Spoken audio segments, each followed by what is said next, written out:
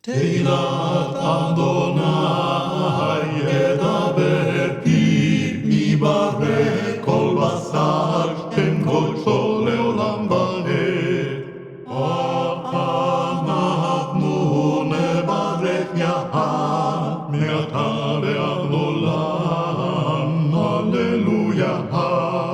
וידבר אלי זה השולחן אשר לפני אדוני, אברך את אדוני בכל עת, אעמיד תהילתו בפיו.